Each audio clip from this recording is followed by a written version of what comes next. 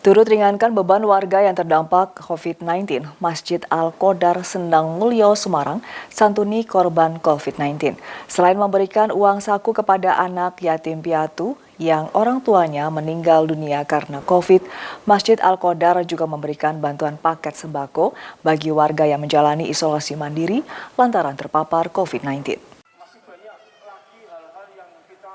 Patut dicontoh, bukan saja berfungsi sebagai pusat ibadah dan syiar agama, Masjid Al-Qodar Sendang Mulyo Semarang juga berperan dalam sejumlah kegiatan sosial. Salah satunya dengan menyantuni korban COVID-19, di mana santunan dilakukan secara simbolis pada Sabtu siang yang dilakukan di pelataran masjid dan dihadiri oleh para penerimanya serta mantan Gubernur Jawa Tengah Ali Mufiz.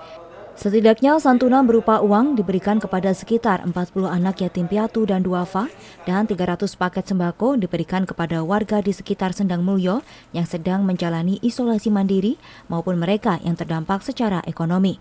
Paket sembako diantaranya berisi beras 5 kg, minyak goreng, dan mie instan.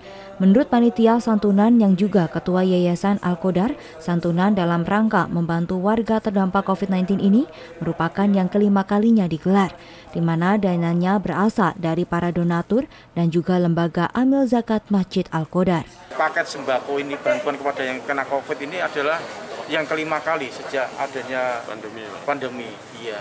Intinya kan bagaimana masjid ini punya peran andil di dalam mengatasi problem ekonomi, problem sosial di masyarakat.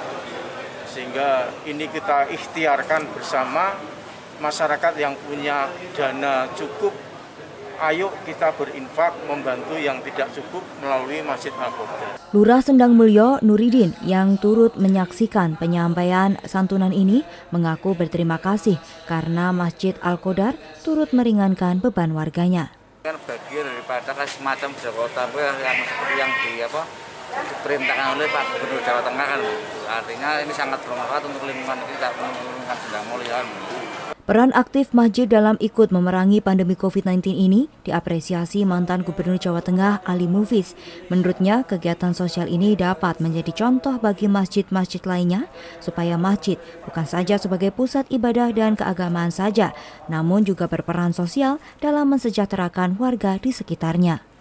Masjid Al-Qodar ini memberikan contoh tentang refleksi keterlibatan masjid untuk ikut serta memakmurkan masyarakatnya, paling tidak di dalam upaya untuk meringankan beban yang ada itu.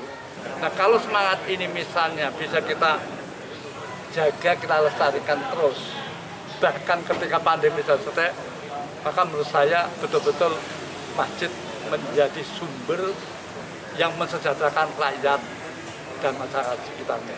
COVID-19 di Kota Semarang sendiri telah merenggut lebih dari 4.000 nyawa, sehingga banyak dari anak-anak yang harus menjadi yatim maupun piatu dan membutuhkan uluran tangan dari semua pihak. Tutuk Carita melaporkan.